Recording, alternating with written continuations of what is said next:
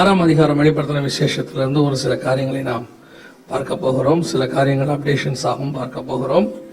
பொதுவாக இந்த 6ஆம் அதிகாரம் வெளிப்படுத்தின விசேஷத்தை குறித்து இருவேறு கருத்துகள் இருக்கிறது. என்ன இருக்கு அப்படின்னா, இது எல்லாமே வருகைக்கு பின்பாக நடக்க வேண்டிய சம்பவங்கள் அப்படின்னு சொல்லி ஒரு கருத்து இருக்கிறது.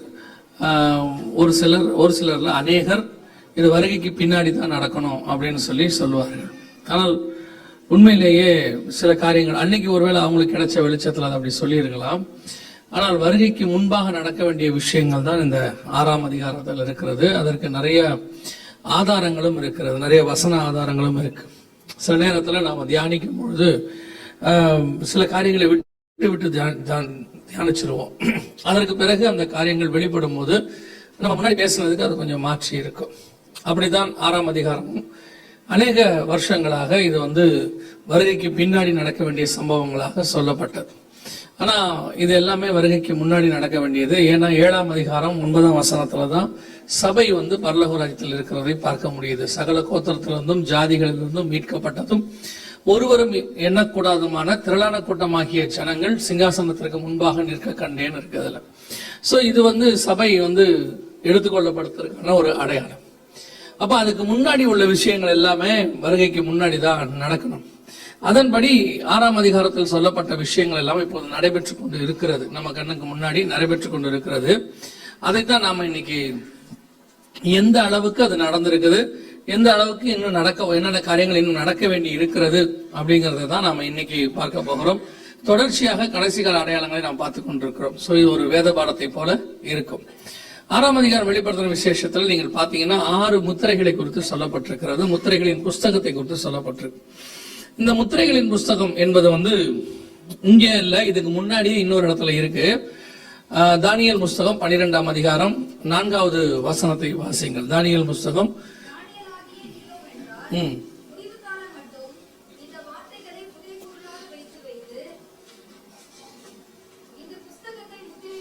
இந்த புஸ்தகத்தை முத்திரை போடு. ஏன் அப்படின்னா, காலம் செல்லும், நாட்கள் இன்னும் இருக்கு, முடிவு காலத்துக்கு என்று இந்த புஸ்தகத்தை முத்திரை போடு அப்படின்னு இருக்கு. அங்க முத்திரை போட சொன்ன ஆண்டவர் இன்னொரு இடத்துல முத்திரையை உடைக்க சொல்றார், முத்திரை போட வேண்டாம்னு சொல்றார். 22ஆம் அதிகாரம் வெளிப்படுத்தின விசேஷம் 10வது வசனத்தை வாசி. வெளிப்படுத்தின விசேஷம் 22:10.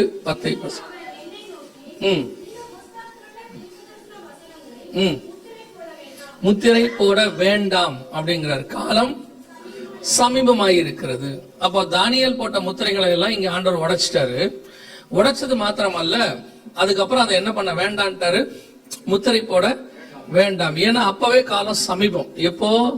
2000 வருஷத்துக்கு முன்னாடி வெளிப்படுத்தின விசேஷம் கொடுக்கப்படும் போது பத்ம தீவில யோவான் இருக்கும் போது அப்பவே கர்த்தர் சொல்றாரு, காலம் சமீபமாயிருக்கிறது. அப்ப நம்ம 2000 வருஷமும் கடைசி காலம் தான், கால சமீபம் தான். நமக்கு தான் 2000 வருஷம், கர்த்தருடைய பார்வைக்கு அது 2 நாள் தான். 1000 வருஷம் அவருக்கு ஒரு நாளை போல இருக்கிறது. சோ இப்ப நம்ம அந்த 2000 வருஷத்தினுடைய கடைசிக்கு வந்திருக்கிறோம் அப்படின்னா 2 நாளுடைய கடைசி நேரத்துக்கு வந்துட்டோம். 6ஆம் நாளுடைய முடிவுக்கு நாம் வந்திருக்கிறோம். 6000 வருஷத்தினுடைய முடிவுக்கு நேராக நாம் வந்திருக்கிறோம். சோ இப்போ எல்லாம் காலம் சமீபமாக இருக்கிறது, முத்திரை போட வேண்டாம் அப்படின்னு சொல்லிட்டார். சோ இப்ப நமக்கு எல்லாம் வெளியரங்கமாயிருக்கு. அதனாலதான் எப்பவும் நாங்க சொல்லுவோம், புதிய ஏற்பாடும் பழைய ஏற்பாடும் சேர்ந்து இருக்கிற இந்த வேதாகமம் தான் முழுமையான வேதாகமம் நம்ம கையில் ஆண்டவர் கொடுத்திருக்கிறார் இல்லையா? அவங்களுக்கு வெறும் நியாயப்பிரமாணம் மட்டும் இருந்துச்சு. நியாயப்பிரமாணத்தில் இயேசு மறைந்திருந்தார். அதனுடைய வெளியரங்கமா இருக்கிறது புதிய ஏற்பாட்டில் இருக்கிறார். இது ரெண்டையும் சேர்த்து படிச்சாதான் நமக்கு புரியும். கடைசி காலத்துல பழைய ஏற்பாட்டுலாம் வேண்டாம் அப்படிங்கிற ஒரு குரூப் இருக்குது, அது முற்றிட்டு பழைய ஏற்பாடு தேவையில்லை அப்படின்னு சொல்லுவாங்க. அது மதியினம். அப்புறம் கொஞ்சம் பேர் இருக்காங்க, புதிய ஏற்பாட்டுல 4 சுவிசேஷம் மட்டும் போதும், அது மட்டும்தான் இயேசு பேசுனது, மிச்செல்லாம் சீஷர்கள் பேசுனது, அது நமக்கு தேவையில்லைம்பாங்க. அது அதை விட அபத்தம். சரியா? சோ நம்ம கையில ஆண்டவர் முழுமையான வேதாகம். ஏன்னா இயேசு தெளிவா சொல்லிட்டு போயிருக்கிறாரு, நான் போய் உங்களுக்கு ஒரு தேற்றவாளனை அனுப்புவேன், அவர் உங்களை சகல சத்தியத்துக்குள்ளும் நடத்துவார்னு இருக்கு. சோ ஆவியானவர் அதற்கு பிறகு பேசுனதுதான் அப்போஸ்தலர் நடபடிகள் நமக்கு எல்லாமே வெளிப்படுத்தின விசேஷம் வரைக்கும். சோ இது முழுமையான வேதாகமம். இதை முழுசா படிச்சாதான் புரியும். இப்போ முத்திரைகளின் புஸ்தகம்னா உங்களுக்கு புரியணும்னா தானியேலையும் இதையும் சேர்த்து படிச்சா மட்டும்தான் புரியும். அதை படிக்காம இதை படிச்சாலும் புரியாது, வெறும் இதை மட்டும் படிச்சாலும் புரியாது. அதனால சிலர் எண்ணுகிறபடி அல்லது சிலர் சொல்லுகிறபடி பழைய ஏற்பாடு வேணாம் அப்படின்லாம் முடிவு எடுத்துறாதீங்க. அதுல உங்களுக்கு 90% பொக்கிஷம் கிடைக்காமலேயே போயிடும். அதுக்குள்ளதான் அவ்வளவு மகத்துவங்கள் இருக்கு. சோ இப்போ முத்திரைகள் அப்படின்னு சொல்லக்கூடியதான இதற்கான விளக்கங்கள் எங்க இருக்குது அப்படின்னு கேட்டீங்கன்னு சொன்னா, 6ஆம் அதிகாரத்துல ஏறக்குறைய 6 முத்திரைகளை குறித்து பேசுறாரு. அதுல 4 குதிரைகளை குறித்து வருகிறது. பொதுவா நமக்கு ஏன் இந்த வெளிப்படுத்தின விசேஷம் புரிய மாட்டேங்குது, அல்லது சிலர்லாம் சொல்றாங்க ரொம்ப கஷ்டமா இருக்குது அப்படின்னு சொன்னா, புரியாம இருக்கிறதுக்கு ஒரு புஸ்தகத்தை ஆண்டவன் நமக்கு தரவே இல்லை. நம்ம தலையை பிச்சுக்கிட்டு அலையணும்னு கத்தர் என்ன செய்யல, ஒரு புஸ்தகத்தை தரல. இந்த புஸ்தகத்தை கொடுப்போம், இவனுக்கு பைத்திய மாதிரி அலைவானுங்க அப்படின்னு சொல்லி ஆண்டவர் கொடுக்கல. ஆண்டவர் இந்த ஒரு புக்கை நமக்கு கொடுக்கிறாருன்னா அவர் எவ்வளவு சிம்பிளிஃபை பண்ணி கொடுத்திருக்கிறாருங்கிறது நமக்கு தான் தெரியும். அவர் ஞானத்துல ஒண்ணு சொன்னார்னு வச்சுக்கோங்களேன், அது நமக்கு என்ன செய்யாது, புரியாது. டாக்டர் கையெழுத்து போடுறாருல்ல, பிரிஸ்கிரிப்ஷன்ல எழுதுறாருல்ல, அது பாத்தீங்கன்னா அந்த பார்மசிக்காரனுக்கு மட்டும்தான் புரியும். பார்த்திருக்கீங்களா? அவங்க வட்ட வட்டமா எழுதி கொடுப்பாரு. நம்ம ரொம்ப நேரம் சுத்தி சுத்தி பார்த்தாலும் நம்ம மண்டைக்கு அது என்ன செய்யாது, புரியாது. அந்த மாதிரி ஏசுனவர் எழுதி கொடுத்திருந்தாருன்னா என்ன ஆயிருக்கும் பாருங்க. அப்படியே பார்மசிக்காரனுக்கு புரியுற மாதிரி யாராவது ஒரு சிலருக்கு மாத்திரம் தான் இது புரியும் அப்படின்னு சொல்லியிருந்தா என்ன இருக்கும், எல்லாருக்கும் புரியுற மாதிரி சிம்பிள் பண்ணி எழுதி கொடுத்திருக்கிறார் ஆண்டவரே. அதுவே நம்ம புரியலங்கிறோம். அப்ப நம்ம எப்பேற்பட்ட ஆள் பாருங்க. அதுவே நமக்கு என்ன, ஒருத்தர் என்கிட்ட சொன்னாரு, வெளிப்படுத்தின விசேஷம் எல்லாம் படிக்கணும்னா ரொம்ப படிச்சிருக்கணும்ல அப்படின்னாரு. அவர் நம்மள நினைச்சிட்டாரு போல. அப்படி தனியா உட்காந்து நீங்க என்ன படிச்சீங்கன்னு கேட்டாதான் கந்தலாய் போயிடும் இல்லையா? அப்ப நான் சொன்னேன், வெளிப்படுத்தின விசேஷம் படிக்கிறதுக்கு படிப்பு வேணுமான்னு தெரியாது, ஆனா அதை கொடுத்த யோவான் எனக்கு படிப்பறிவு இல்லைன்ட்டாரு. அதை எழுதுன யோவான் சொல்றாரு, படிப்பறிவு இல்லாத எங்களை கொண்டு கத்தர் இப்படிப்பட்ட காரியங்களை செய்தார். அப்ப படிக்காதவருக்கு கொடுத்த புக்கையே நம்மளால படிக்க முடியலன்னா பவுலுக்கு கொடுத்த புக்கெல்லாம் என்ன ஆகிறது? ஒரு இடத்துல பேதுரு சொல்றாரு, கற்றவர்களுக்கே அது அரிதாய் இருக்கிறதுங்கிறாரு. அப்பனா பாத்துக்கணும், இப்ப பரிசுத்த ஆவியானவர் இல்லாம ஒண்ணு நடக்காதுன்னு அர்த்தம். அதுக்கு பரிசுத்த ஆவியானவர் வந்துட்டார்னா எல்லா புக்கும் புரியும். பரிசுத்த ஆவியானவர் இல்லைன்னா ஒரு புக்கும் புரியாது. அவ்வளவுதான். இல்லையா? அப்ப இந்த புக்கை படிக்கிறதுக்கு முதல்ல நமக்கு என்ன வேணும்? பரிசுத்த ஆவியானவர் வேணும். ரெண்டாவது, அவரே இருந்தாலும் உங்களுக்கு இன்ட்ரெஸ்ட் வேணும் இல்லையா? நம்மால வெளிப்படுத்தின விசேஷத்தை படிக்க மாட்டோம். ஏன்னா பாதி பேர் பைபிள் படிக்கிறதே வாக்குத்தத்தத்துக்கு தான் படிக்கிறோம். காலையில் எழுந்திரிச்சு படிக்கும் போது இன்று முதல் நான் ஆசீர்வதிப்பேன் டெய்லி சொன்னாலும் உங்களுக்கு சந்தோஷம் தான் இல்லையா? ஏதாவது ஒரு வாக்குத்தத்தம் காலையில கிடைச்சிருந்தா நீ போகும்போது போகையிலும் ஆசீர்வதிப்பாய், வருகையிலும் ஆசீர்வதிக்கப்பட்டிருப்பாய்னா சந்தோஷம் தான். அப்படி பைபிள் படிக்கிறவங்களுக்கு இது என்ன ஆகாது, எந்த வெளிப்பாடும் இருக்காது. அதுக்குன்னு கொஞ்சம் நேரம் எடுத்து உட்காந்து ஆவியானவருக்கு நீங்க டைம் கொடுக்கணும். அதான் ரொம்ப முக்கியம். he is always available. நம்ம எப்படி இருக்கிறோன்றதான் முக்கியம். அப்போ இதை கொஞ்சம் நீங்க எடுத்து தியானிச்சு படிச்சீங்கன்னா இது உள்ள இருக்கிற பொக்கிஷங்கள்லாம் என்ன செய்யும். எதுக்கு நான் இவ்வளவு விளக்கம் கொடுக்கறேன்னா, சில ஆட்கள் இதுக்கு அவங்க கொடுத்துருக்கிற விளக்கத்தெல்லாம் கேட்கும்போது ரொம்ப அபத்தமா இருந்துச்சு. ரொம்ப இன்னொரு விஷயம் நான் உங்களுக்கு சொல்றேன், என் வேதத்தை நல்லா படிக்கிற நீங்க நிறைய வசனம் கேட்கிற சபையா இருக்கிறீங்க. உங்களுக்கு எப்படியும் ஆண்டவர் வசனத்தை கொடுத்துட்டே இருக்கிறாரு. நிறைய ஊழியக்காரங்க இங்க வராங்க. உங்களுக்கு இந்த பைபிளை படிக்கும் போது நீங்க செய்ய வேண்டிய மிக முக்கியமான ஒரு வேலை என்னன்னா, உங்க மூளையை கொஞ்சம் எடுத்து ஃப்ரிட்ஜில் வச்சுட்டீங்கன்னா நல்லா இருக்கும். Is it possible? ஆனா பாசிபிள் தான். ஏன் அப்படி சொல்றீங்கன்னா, நம்ம மூளை இருக்கு பாருங்க, ஆவிக்கு எதிராக போராடும். எப்ப பார்த்தாலும் ஆவியானவர் ஏதாவது நமக்கு சொல்ல விரும்பும் போது நம்ம படிச்ச அறிவு ஒண்ணு நடுவில் உள்ள பூந்து இதுவா இருக்குமோ இதுவா இருக்குமோ அப்படின்னு சொல்லி அவன் யோசிக்கும் போதே, அந்தி கிறிஸ்து அப்படின்னா ஒபாமாவா இருப்பாரோ, அவன் யோசிக்கும் போதே அப்படிதான் யோசிக்கிறான். இது யாருக்கு பொருந்தது அப்படின்ற ஒருத்தர் சொன்னாரு, இந்த பேரெல்லாம் நம்பர் போட்டு பாக்குறாங்களே, அப்படி போட்டா அந்தி கிறிஸ்துவ கண்டுபிடிச்சிடலாமான்னாரு. உன் பேர் வந்துட போகுதுன்னு சொன்னேன். எதுக்கு அவரு உட்காந்து இப்படி எல்லாம் கண்டுபிடிக்கணும்னு என்ன செய்யறதில்ல, அவசியம் இல்லை. உட்காந்து பார்த்து ஒருத்தர் கேட்கிறாரு, பாஸ்டர் இந்த அந்தி கிறிஸ்துக்கான எல்லா கிரைட்டீரியாவும் என் மனைவிக்கு செட் ஆகுது, வாய்ப்பு இருக்குமா அப்படின்னு. அதுதான் இந்த யூகம் அடிப்படை இதெல்லாம் கொஞ்சம் என்ன செஞ்சிடணும். நீங்க யோசிக்கிறீங்களோ என்ன அடிப்படையா இருந்திருக்கும் அப்படின்னு. சில நேரத்துல நம்ம இந்த யோசிக்கிற விஷயங்கள் இருக்குல்ல, அது அகைன்ஸ்ட் காடாக மாறி விடுகிறது. என்னை பொறுத்த வரைக்கும் இந்த பைபிளை படிக்கணும்னா இதுக்கு தேவையான எல்லாமே இந்த வேதாகமத்துக்குள்ளேயே இருக்குது. எல்லா விளக்கமும் இது உள்ளேயே இருக்கும். அதுக்கான ரெஃபரன்ஸ் இருக்கும். நீங்க எதையுமே யூகிக்க வேணாம், கஷ்டப்பட வேண்டாம். ஆனா you want to give time. நீங்க உட்கார்ந்து கொஞ்சம் அதை என்ன செய்யணும், தியானிக்கணும். அப்படின்னா உங்களுக்கு நிறைய விஷயம் கிடைக்கும். நமக்கு தியானிக்க நேரம் இல்லாததுனால நாமளா யோசிச்சுட்டு என்ன செஞ்சிடறோம், இதுவா தான் இருக்கும் அப்படின்னு. எதுக்கு சொல்றேன், இந்த 6ஆம் அதிகாரத்துல பாத்தீங்கன்னா 4 குதிரை வருது, ஒவ்வொன்றும் ஒவ்வொரு கலர்ல இருக்குது, ஒவ்வொன்றும் இம்பார்ட்டன்ட், கலர் இம்பார்ட்டன்ட், குதிரை இம்பார்ட்டன்ட், அது மேல ஏறி இருக்கிற ஆள் இம்பார்ட்டன்ட், ஒவ்வொன்றுத்துக்கு பின்னாடியும் ஒரு விளக்கம் இருக்குது. அதெல்லாம் சேர்த்து படிச்சாதான் அதுல உள்ளதான ஒரு ஆண்டவர் சொல்லி இருக்கிறதான விஷயம் வெளிப்படும். இப்ப நம்ம ஆள் இதெல்லாம் இல்ல. இப்ப குதிரைனா என்ன அப்படின்னா ஒருத்தர் விளக்கம் கொடுத்திருக்காரு, நீங்க அப்புறம் போய் பார்க்கலாம், யூடியூப்ல இருக்கு. குதிரைனா என்ன அப்படின்னா துபாய்னு கொடுத்திருக்கிறாரு. எனக்கு ரொம்ப ஆச்சரியமா போச்சு, எப்படி துபாய், நம்ம நல்ல விளக்கமா இருக்குது, இது ரொம்ப ஈஸியாவும் இருந்துச்சு. சரி துபாய் உள்ள போய் பார்த்தா அவர் சொல்றாரு, நான் ஏர்போர்ட்ல போய் பார்த்தேன், அங்க ஒரு வெள்ளை கலர் குதிரை இருந்துச்சு, அப்போ இந்த வெள்ளை கலர் குதிரை துபாய் என்பது எனக்கு வெளிப்பட்டு விட்டது அப்படின்னு சொன்னாரு. பஹ்ரைன்லயும் வெள்ளை கலர் குதிரை இருக்குது, நீங்க பாத்தீங்கன்னா நீங்க பாக்கலாம், அந்த மியூசியம்ல வச்சிருக்காங்க, ஒரு வெள்ளை கலர் குதிரை ஒண்ணு நிக்குது. அப்ப இது துபாயும் பஹ்ரைனும் வந்து வெள்ளை கலர் குதிரை ஆயிடுமா? எதுக்கு சொல்ல வரேன் அப்படின்னா, இவங்களுடைய யூகம் அடிப்படை அதை தான் வச்சுக்கிட்டு எப்படி இதுவாதான் இருக்குமோ அதுவாதான் இருக்குமோ அப்படிலாம் இல்ல. எல்லாத்துக்கும் தேவையான விளக்கம் எங்க இருக்குது? பைபிளுக்குள்ளேயே இருக்கு. இப்ப இந்த வெளிப்படுத்துற 6ஆம் அதிகாரத்துல 4 குதிரை இருக்குது. முதல்ல குதிரைனா என்ன அதை தெரிஞ்சு கொள்ளுங்க, அதுக்கு பிறகுதான் அந்த சத்தியமே உங்களுக்கு புரியும். இல்லைன்னா அது வந்து ஏதோ ஒரு கதை விடுற மாதிரி ஆகி போயிடும். சகரியாவின் புஸ்தகம் 6ஆம் அதிகாரம் திருப்பிக் கொள்ளுங்க. சகரியாவின் புஸ்தகம் 6ஆம் அதிகாரத்துல 5-6 வசனங்களை வாசிங்க. ம் ம் ம் ம்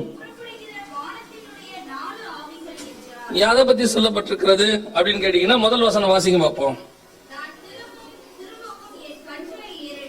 ம்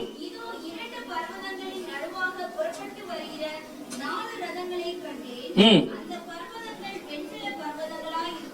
ம்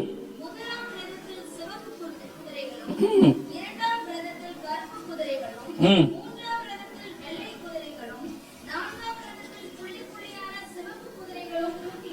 இப்ப வெளிப்படுத்துற விஷயத்துக்கு தேவையான விளக்கம் இங்க இருக்கு, அவ்வளவுதான், முடிஞ்சிச்சு.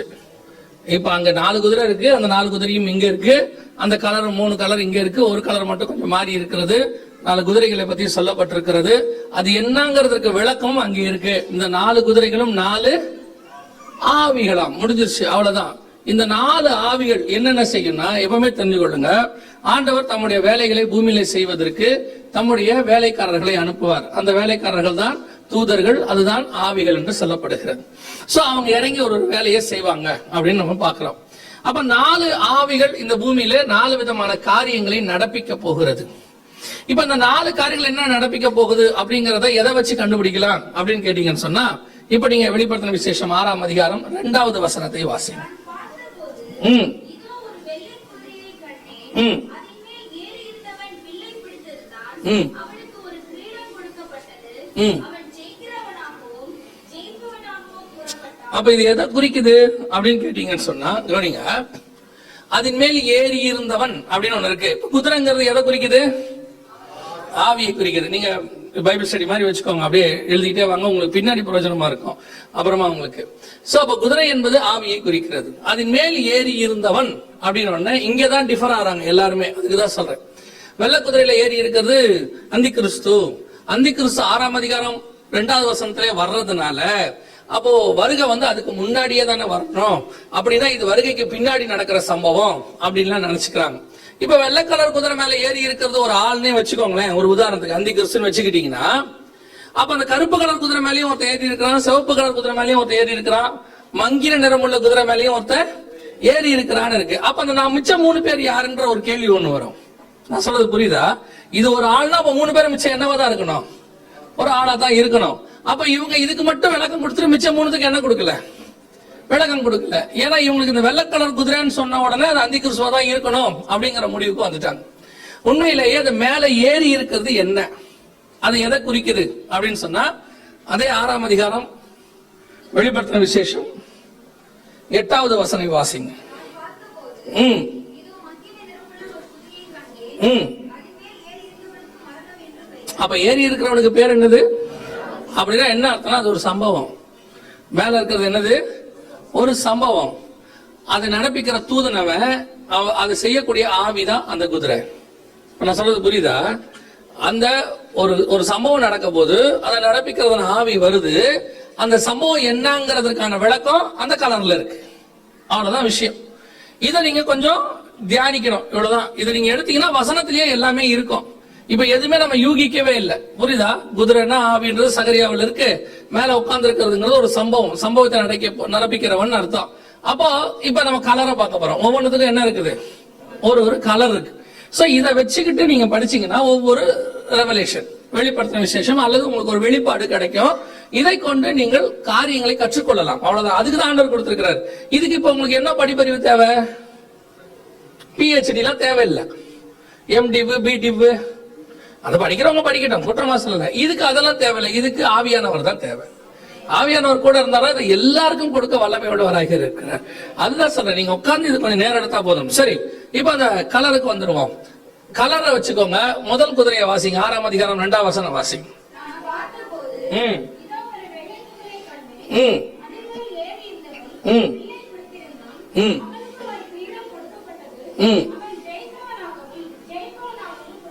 இது யாரை பத்தி சொல்லப்பட்டிருக்கு அப்படின்னு கேட்டீங்கன்னா, வெள்ளை கலர் என்பது எதை குறிக்கிறது? நம்ம எல்லாருக்கும் தெரியும்.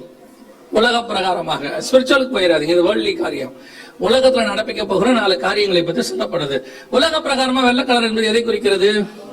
சமாதானத்தை குறிக்கிறது. நம்ம எல்லாருக்கும் தெரியும்.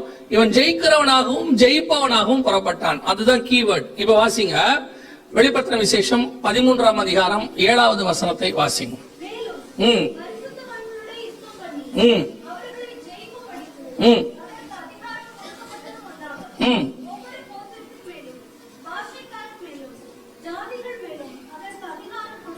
அப்போ 13ஆம் அதிகாரத்துல சொல்லப்பட்டிருக்கிற ஜெயிக்கிறவன், 6ஆம் அதிகாரத்துல சொல்லப்பட்டிருக்கிற ஜெயிக்கிறவனாகவும் ஜெயிப்பவனாகவும் புறப்பட்டான்.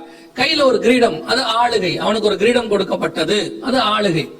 இந்த இடத்துல ஜெயிப்பது அப்படின்னா 7வது வசனத்துல யார் யாரெல்லாம் ஜெயிக்குதுன்னு இருக்கு. 5வது வசனத்துல 42 மாதம் அளவும் யுத்தம் பண்ணும்படி அதற்கு அதிகாரம் கொடுக்கப்பட்டது, அதான் வில்லை பிடித்திருந்தான் அப்படின்னு இருக்கு. சோ இப்போ எதை பத்தி இது சொல்லப்பட்டிருக்கிறது அப்படின்னு கேட்டீங்கன்னா, பூமியில சமாதானத்தை அறிவிக்கிறதாக ஒரு கவர்மெண்ட் வரும். அந்த கவர்மெண்ட், அந்த ஆவியானது பூமி முழுக்க சமாதானத்தை கொண்டு வரும். சமாதானத்தை கொண்டு வந்து அதன் மூலமாக உலகத்தில் இருக்கிற எல்லாரையும் ஜெயிக்கும்படி, தன்னிடத்துல இழுத்து கொள்ளும்படி அல்லது அவர்களை ஆளுகை செய்யும்படி அது வரப்போகிறது. இது யாரை குறித்து சொல்லப்பட்டிருக்குன்னா, 13ஆம் அதிகாரத்துல அந்த ஜெயிக்கிறவனாக புறப்பட்டான்னு இருக்கு. 13ஆம் அதிகாரத்துல சொல்லப்பட்டிருக்கிறது எதை குறித்து அப்படின்னா, உங்களுக்கு முதல் நாளே சொன்னோம், உங்களுக்கு ஞாபகம் இருக்கும்னு நினைக்கிறேன். 13ஆம் அதிகாரத்துல மிருகம் என்பது எதை குறித்து சொல்லப்பட்டிருக்கு? Any idea? ராஜ்யத்தை குறித்து. எந்த கவர்மெண்ட்? வரப்போற ஒன் வேர்ல்ட் கவர்மெண்ட், வரப்போற ஆன்டி கிரைஸ்டோட கவர்மெண்ட், அதை குறித்து சொல்லப்பட்டிருக்கு. சோ இப்ப இந்த அரசாங்கம் பூமிக்குள்ளே வரும்போது சமாதானமாய் உள்ளே நுழைந்து எல்லாரையும் தன் வசப்படுத்தி அல்லது ஜெயித்து அவர்கள் மேல் அது அதிகாரத்தை பெற்றுக்கொள்ளும். இதுதான் 6ஆம் அதிகாரம் 2ஆம் வசனத்தில் நடக்கக்கூடிய முதலாவது சம்பவம். இந்த முத்திரையை குறித்து நாங்கள் ஏற்கனவே பலமுறை சொல்லி இருக்கிறோம். இது சமாதானமே உள்ளே நுழையும். இதுக்கு ஆதாரம் இன்னொரு வசனம் இருக்கு, அதையும் நீங்க நோட் பண்ணி வச்சுக்கோங்க. ஆன்டி கிரைஸ்டோட கவர்மெண்ட் பூமியில எப்படி நுழையும் அப்படின்னு சொல்லி தானியேல் தீர்க்க தரிசன புஸ்தகம் 11ஆம் அதிகாரம் 21வது வசனத்தை வாசிங்க. தானியேல் 11:21 வாசிங்க. அவன் ஸ்தானத்தில் அவமதிக்கப்பட்டவன் ஒருவன் எழும்புவான், கொடாதிருப்பார்கள், ஆனாலும் சமாதானமாய் நுழைந்து இச்சகம் பேசி ராஜ்யத்தை கட்டிக்கொள்வான். இதுதான் ஆன்டி கிரைஸ்டோடைய கவர்மெண்ட். இது பூமிக்குள்ளே உள்ளே நுழையும். உள்ளே நுழைந்து உலகம் அனைத்தையும் சமாதானத்தை சொல்லி பூமியை அவன் பிடித்துக் கொள்வான். ஆனால் என்ன நடக்கும்னு கேட்டீங்கன்னா, அடுத்த முத்திரை உடைக்கும் போது, அந்த 6ஆம் அதிகாரம் 4ஆம் வசனத்துல முத்திரை உடைக்கும் போது பூமியிலிருந்து சமாதானத்தை எடுத்து போடும்படி அதற்கு அதிகாரம். அப்ப இவன் கொண்டு வரக்கூடிய சமாதானம் எப்படிப்பட்ட சமாதானம்? டெம்பரவரி சமாதானம். அது ஒரு குறிப்பிட்ட அளவு தான் இருக்கும், அதுக்கு மேல இருக்காது. அதுக்கப்புறம் பூமியில இருந்து போயிடும். ஆனா ஆண்டவர் சொல்றாரு, நான் கொடுக்கக்கூடிய சமாதானம் எப்படி இருக்கு? ஒருவரும் கொடுக்க கூடாததும் எடுக்க கூடாததுமான சமாதானத்தை இயேசு தருகிறார். அது நிரந்தர சமாதானம். எப்பவுமே ஆண்டவர் ஒண்ணு செய்யறாருன்னா அதுக்கு ஆல்டர்னேட்டா பிசாசு ஒண்ணு செய்வான். ரெண்டுத்துக்கும் என்ன டிஃபரன்ஸ் இருக்கும் அப்படின்னு கேட்டீங்கன்னா, ஆண்டவர் செய்யறதுல எல்லாத்துலயும் ஜீவன் இருக்கும், அவன் செய்யறதுல எல்லாத்துலயும் மரணம் இருக்கும். அது ஒரு பெரிய அடையாளம். ஆண்டவர் செய்யறது நித்தியம், அவன் செய்யறது எல்லாமே டெம்பரவரி, கொஞ்ச காலம் தான் இருக்கும். அது பாக்குறதுக்கு இப்ப பிசாசு செய்யற அற்புதம் கூட அப்படித்தான், கொஞ்ச காலம் இருக்கும், திருப்பி போயிடும். ஆனா இயேசு செய்யற அற்புதம் நிரந்தரமாக இருக்கும். அல்லேலூயா. அப்ப இந்த 6ஆம் அதிகாரம் 2ஆம் வசனத்துல சொல்லப்பட்டிருக்கிறது எதை பத்தி அப்படின்னா, வரப்போற ஆன்டி கிரைஸ்டுடைய கவர்மெண்ட் தொடங்கறத பத்தி இருக்கு. அது பூமிக்குள்ள நுழையறத பத்தி இருக்கு. அது சமாதானமாய் நுழைந்து இச்சகம் பேசி ராஜ்யத்தை கட்டிக்கொள்ளும். இப்ப நம்ம அதை தான் கொஞ்சம் விளக்கமா பார்க்க போறோம். அப்படின்னா ஆன்டி கிரைஸ்ட் கவர்மெண்ட் வந்துருச்சா? நல்லா தெரிஞ்சுக்கொள்ளுங்க. ஆன்டி கிரைஸ்டுடைய கவர்மெண்ட்ங்கிறது உலகம் உண்டான முதல், மன்னிக்கணும், எப்போ ஆதியாகமத்துல 3ஆம் அதிகாரம், அதை வாசிங்க, நான் உங்களுக்கு சொல்றேன், உங்களுக்கு கொஞ்சம் எக்ஸ்பிளேஷன் புரியும். ஆதியாகமத்தின் புஸ்தகம் 3ஆம் அதிகாரம் 15வது வசனத்தை வாசிங்க. உனக்கும் ஸ்திரீக்கும் அவள் வித்துக்கும் பகை உண்டாக்குவேன். ஸ்திரீயின் வித்துங்கிறது யாரை குறிக்குது? இயேசு கிறிஸ்துவை குறிக்கிறது. அவ தான் ஸ்திரீயின் வித்தாக பிறந்தவர். சர்பத்தின் வித்து யாரு? சர்பனா பிசாசு. சர்பத்தின் வித்து யாரு? அவனுடைய மகன். அவ்வளவுதான். ஸ்திரீயின் வித்து என்பது இயேசுவை குறிக்குமானால் சர்பத்தின் வித்து என்பது சர்பத்தினுடைய மகன். அப்படின்னா மாம்சப்படி அல்ல, ஆவியின்படி. 2 தெசலோனிக்கேயர் 2ஆம் அதிகாரம் 3வது வசனத்தை வாசிங்க. 2 தெசலோனிக்கேயர் 2ஆம் அதிகாரம் 3வது வசனம். எவ்விதத்தினாலும் எச்சரிக்கையாயிருங்கள், ஏனெனில் கேட்டின் மகனாகிய பாவ மனுஷன். அப்ப கேட்டின் மகன்னா, கேட்டுக்கு அப்பா ஒருத்தர் இருக்கிறான். சகல பொய்க்கும் பிதா யாரு? பிசாசு. அவனுடைய மகன் வருவான்னு இருக்கு. சோ இப்போ ஆதியாகமம் 3:15 என்ன சொல்லுது? ஸ்திரீயின் வித்துக்கும் சர்பத்தின் வித்து, தேவனுடைய மகனுக்கும் பிசாசின் மகனுக்கும் ஒரு யுத்தம் வரும், ஒரு முடிவு வரும். சோ இந்த ஆன்டி கிரைஸ்ட் அப்படிங்கறதோட யுத்தமானது ஆதியாகமத்திலேயே முன்னுரைக்கப்பட்டது. அது அப்படியே நடந்துகிட்டே இருக்கு, இன்னைக்கு நடந்துகிட்டு இருக்கு. நீங்க நானெல்லாம் அந்த இயேசுவினுடைய சேனைக்குள்ள இருக்கக்கூடியதான நல்ல போர்ச்சவர்களாக இருக்கிறோம். பிசாசுடைய சேனைகள்ல இருக்கிறாங்க, அவங்களும் ஒரு குரூப் இருக்கு, அவங்களும் போராடிக்கிட்டு இருக்கிறாங்க. சோ கடைசியாய் அவங்களுடைய ராஜ்யம் பூமியில எழும்பி வரும். அந்த ஸ்பிரிட் வந்து கிரியை செஞ்சு ஆன்டி கிரைஸ்டே பூமிக்கு வருவான். இப்ப உதாரணத்துக்கு நம்ம ஆண்டவருடைய சைட்ல ஆபிரகாம் வந்தாரு, ஈசாக் வந்தாரு, யாக்கோபு வந்தாரு, அதுக்கு பிறகு தாவீது, அதுக்கு பிறகு கடைசியா யார் வந்தது? இயேசு கிறிஸ்து வந்தார். அதே மாதிரிதான் பிசாசுடைய சைட்லயும் பார்வோன் வந்தாரு, சனகரிப்பு வந்தாரு, நேபுகாத் நேச்சார் வந்தாரு, அதற்கு பிறகு அலெக்சாண்டர் வந்தாரு. அதே மாதிரி இப்போ நிறைய பேர் இருக்கிறாங்க. இப்ப நம்ம யாரும் சொல்ல முடியாது வச்சுக்கோங்க. இப்ப நிறைய பேர் இருக்கிறாங்க. இதுல கடைசியா ஆன்டி கிரைஸ்ட் வருவான். எப்படி இயேசு வந்த பிறகு பரிசுத்த ஆவியானவர் அவர் மேல இறங்கும் போது அவர் தேவனுடைய குமாரன் என்று வெளிப்பட்டாரோ, அதே மாதிரி ஆன்டி கிரைஸ்ட் மேல அவருடைய ஸ்பிரிட் வந்து இறங்கும். அந்தி கிறிஸ்துவின் ஆவி, அவன் ஆன்டி கிரைஸ்ட் உலகத்துக்கு வெளிப்படுவான். சோ எப்படி இயேசு கிறிஸ்துக்கு வழியை ஆயத்தம் பண்ண முடியும் யோவான் ஸ்நானகன் வந்தாரோ, அந்தி கிறிஸ்துக்கு வழியை ஆயத்தம் பண்ணி அவனுக்கு முன்னாடி உள்ள ஒரு 10 பேர் வருவாங்க. இதெல்லாம் அப்படியே கரெக்டா இருக்கும், அப்படியே மாடல். அதான் நான் சொன்னேன், அவர் ஒரு சமாதானம் கொடுப்பாரா, இவர் போலியான சமாதானம் கொடுப்பார். அவர் ஒளினா இவன் ஒளியின் வேஷம் தரித்தவன். அவர் வந்து ஆட்டுக்குட்டியானவர் வந்து இருக்கிறாருன்னு கேட்டா இது ஓனையா வரும். என்ன வசனம் என்ன சொல்ல? ஆட்டுக்குட்டியின் தோல், ஆட்டுக்குட்டியை போல இருக்கிற வலு சர்ப்பம்னு இருக்கு. சோ இது அப்படியே இதுக்கு காப்பியாக இருக்கும். இப்ப வரக்கூடிய கவர்மெண்ட், பூமியில வரக்கூடிய ஆன்டி கிரைஸ்டுடைய கவர்மெண்ட் இந்த வசனத்தின்படி சமாதானத்தை கொடுக்கிறதாக பூமிக்குள்ள வந்துருச்சு. அந்த கவர்மெண்ட்ல கடைசி கிங் தான் ஆன்டி கிரைஸ்ட். அவனோடு கூட என்ன நடக்கும்? அவன் கவர்மெண்ட் முடிவுக்கு வந்து இயேசுவினுடைய 1000 வருஷ அரசாட்சி தொடங்கும். அப்ப அவன் கவர்மெண்ட் இப்ப கிரியை செஞ்சுக்கிட்டு இருக்கு. அவன் வர வரைக்கும் அது இருக்கும். அவன் வருவதற்கு முன்பதாகத்தான் உங்களையும் என்னையும் கத்தர் எடுத்துக்கொண்டு போவார். சோ அது வரைக்கும் அந்த ஸ்பிரிட் வந்து வேலை செஞ்சுக்கிட்டே இருக்கும். இப்போ சமாதானமாய் உள்ளே நுழைந்திருக்கிற ஆன்டி கிரைஸ்டுடைய கவர்மெண்ட் எது அப்படின்னு கேட்டீங்கன்னு சொன்னா 13ஆம் அதிகாரம் வெளிப்படுத்தின விசேஷம் நம்ம வாசிச்சோம். அந்த கவர்மெண்ட பத்தி 13ஆம் அதிகாரம் 1ஆம் வசனத்துல சொல்லப்பட்டிருக்கிறது. 10 கொம்புகளோடு கூட 7 தலைகளோடு கூட ஒரு கவர்மெண்ட் எழும்பி வரும் அப்படின்னு. 7 தலைகள்னா 7 மலைகள், 10 கொம்புகள்னா 10 ராஜாக்கள். இதோடு கூட 10 ராஜாக்களோடு கூட ரோம் நகரத்திலிருந்து கூட்டமைப்பாக ஒரு அரசாங்கம் உருவாகி வரும். அந்த கவர்மெண்ட் உள்ளே நுழையும் போது எப்படி நுழையும்? சமாதானமாய் நுழையும். 2012 சமாதானத்தை அறிவிக்கிற கவர்மெண்டாக, சமாதானத்தை அறிவிக்கிற ஒரு கவர்மெண்டாக யூரோப்பியன் யூனியனுக்கு சமாதானத்துக்கான நோபல் பரிசு கொடுத்தாங்க. இதுதான் ஹிஸ்டரியிலேயே. is to be awarded to the European Union. 2012க்கான சமாதானத்துக்கான நோபல் பரிசு ஐரோப்பியன் யூனியனுக்கு வழங்கப்பட்டதாக சொல்லப்பட்டது. இதுதான் ஹிஸ்டரியிலேயே ஒரு நாட்டுக்கு சமாதானத்துக்கான நோபல் பரிசு கொடுத்தது. இதுக்கு முன்னாடியும் இல்லை, இதுக்கு பின்னாடியும் இல்லை. இதுக்கு முன்னாடி இதுவரைக்கும் மனுஷங்களுக்கு தான் கொடுத்திருக்கிறாங்க. மனுஷனை அல்லாம ஒண்ணுக்கு கொடுத்தாங்கன்னா யூனிசெஃப் அப்படின்னு சொல்லக்கூடிய ஐநா சபையினுடைய ஒரு நிறுவனம், அதுக்கு கொடுத்திருக்கிறாங்க. ஆனா ஒரு அரசாங்கத்துக்கு இப்ப அவங்க நோபல் பரிசு கொடுத்திருக்கிறாங்கன்னா அது யூரோப்பியன் யூனியனுக்கு மட்டும்தான். யாசர் அராஃபத்துக்கு கொடுத்தாங்க, ஒபாமாவுக்கு கொடுத்தாங்க, நிறைய பேருக்கு கொடுத்திருக்கிறாங்க. ஆனால் மனிதனை அல்லாமல் ஒரு அரசாங்கத்திற்கு கொடுக்கப்பட்டது எது அப்படின்னு கேட்டீங்கன்னு சொன்னா யூரோப்பியன் யூனியன். இந்த யூரோப்பியன் யூனியன் தான் ஆன்டி கிரைஸ்டோடைய கவர்மெண்டாக வர வாய்ப்பு இருக்கிறது அப்படின்னு பல தடவை உங்களுக்கு ப்ரூஃபோட சொல்லி இருக்கிறோம். இந்த யூரோப்பியன் யூனியனுடைய ஹெட் குவார்டர்ஸ்க்கு பேரு WEU, வெஸ்டர்ன் யூரோப்பியன் யூனியன் பேர்.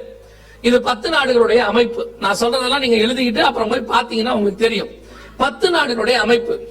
இந்த அரசாங்கமானது ஏறக்குறைய 1949 இருந்து பூமிக்குள்ள நுழைந்து கொஞ்சம் கொஞ்சமா அவங்க என்ன செஞ்சாங்கன்னு கேட்டீங்கன்னா ஒரு வியாபார கூட்டமைப்பை ஆரம்பித்து அப்படியே அவங்க உலகத்தை முழுக்க தங்களை விஸ்தாரப்படுத்தினாங்க.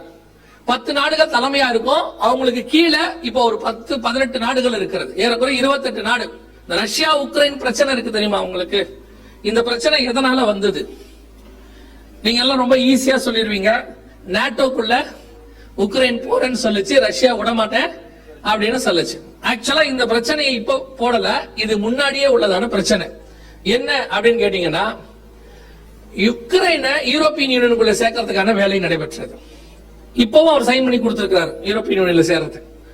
அப்பவே ரஷ்யா ஒரு பெரிய பிரச்சனை பண்ணி உக்ரைனுடைய ஒரு பகுதியாகிய கிருமியாங்கிற பகுதியை எடுத்துக்கிச்சு. உக்ரைன் யூரோப்பியனோட சேரும் போது இப்போ யூரோப்பியன் யூனியன் சேர்றதுக்கு பதிலா நாட்டோவோட சேர்றதுக்கு உக்ரைன் அவங்க என்கரேஜ் பண்ணாங்க. இப்போ ரஷ்யா அதே பிரச்சனையை ஸ்டார்ட் பண்ணி இவ்வளவு பெரிய பிரச்சனையை கொண்டாந்துருச்சு. நீங்க முடியும் போது பாருங்க, இந்த பிரச்சனையில யூரோப்பியன் யூனியன் தான் ஜெயிக்கும். நீங்க என்ன சொன்னாலும் யூரோப்பியன் யூனியனுடைய கை தான் இதுல ஜெயிக்கும். கடைசியா நீங்க பாருங்க. சோ இப்ப என்ன நடக்க போகுதுன்னா இந்த வார் ஒண்ணு வரும். இந்த வார் முடியும் போது உலகம் அனைத்தையும் ஒரு வல்லரசு ஒன்று உருவாகும். ஃபர்ஸ்ட் வேர்ல்டு வார் முடியும் போது இங்கிலாந்து வல்லரசாக வந்தது. செகண்ட் வேர்ல்டு வார் முடியும் போது அமெரிக்கா வல்லரசாக வந்தது. இன்னும் ஒரு வார் ஒன்று வரும். அதன் முடிவில் யூரோப்பியன் யூனியன் வல்லரசாக உருவாகும். இப்ப யூரோப்பியன் யூனியனுக்கான எல்லா வேலையும் நடைபெற்றுக் கொண்டிருக்கிறது. இந்த யூரோப்பியன் யூனியன் உள்ள நுழைஞ்சிச்சு அரசியல் அமைப்பா. அதுக்கு முன்னாடி வரைக்கும் யூரோப்பியன் யூனியன் வியாபார அமைப்பு. அதனுடைய ஆரம்ப கால பெயர் யூரோப்பியன் எக்கனாமிக்கல் கமிட்டின்னு பேர், EECன்னு சொல்லுவாங்க. 1949ல ஆரம்பிச்சாங்க. 2001ல அவங்க யூரோவை லான்ச் பண்ணி கடைசியா இப்போ உலகத்தின் மிக முக்கியமான நாடுகளாக மாறிவிட்டார்கள். இதுதான் 6ஆம் அதிகாரத்துல 2ஆம் வசனத்துல சொல்லப்பட்டிருக்கிற வெள்ளக்கலர் குதிரை புறப்பட்டதுக்கான ப்ரூஃப்.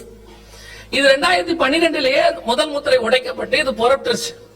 அப்பத்துல இருந்து நாங்க இதை சொல்லிட்டே இருக்கிறோம். முதல் முத்திரை உடைச்சாச்சு, சமாதானத்தை அறிவிக்கிறவன் புறப்பட்டுட்டா. யூரோப்பியன் யூனியன் ஆன்டி கிரைஸ்டோட கவர்மெண்ட் அதுல சமாதானத்தை அறிவிக்கிறதாக அது புறப்பட்டுச்சு. எதுக்கு யூரோப்பியன் யூனியனுக்கு சமாதானத்துக்கான நோபல் பிரைஸ் கொடுத்தாங்கன்னா, ஃபர்ஸ்ட் வேர்ல்டு வார் ஐரோப்பாக்குள்ள நடந்துச்சு, ஆஸ்திரியாவுக்கும் ஜெர்மனிக்கும். செகண்ட் வேர்ல்டு வார் ஐரோப்பாக்குள்ள தான் நடந்துச்சு, ஜெர்மனிக்கும் போலாண்டுக்கும். இது வேர்ல்டு வாரா மாறிடுச்சு ரெண்டும். சோ இனிமேட்டு வேர்ல்டு வார் வரக்கூடாதுன்னு சொல்லி தான் யூரோப்பியன் யூனியன் அப்படின்னு ஒன்று உருவாக்குனாங்க. சோ அதுக்கு பிறகு ஏறக்குறைய 70 வருஷம் வார் வராமல் தடுத்து நிறுத்தின பொறுப்பு யாருக்கு இருந்துச்சு? யூரோப்பியன் யூனியனுக்கு. அதனால 70 வருஷத்துக்கு முடியும் போது யூரோப்பியன் யூனியனுக்கு என்ன பண்ணாங்க? சமாதானத்துக்கான நோபல் பரிசு அவங்க கொடுக்காங்க. இப்ப கொடுத்தாச்சு. யூரோப்பியன் யூனியன் வார தொடங்கியாச்சு. இப்ப முழுக்க வார் வர தொடங்கிருச்சு. போலியான சமாதானம் அதான் ரொம்ப முக்கியம். யூரோப்பியன் யூனியன் வார் வராம தடுத்துச்சுங்கிறதுக்கு தான் நோபல் பரிசு கொடுத்தாங்க. இப்போ உக்ரைன் ரஷ்யா பிரச்சனையோட மூல காரணமே யார் தான்?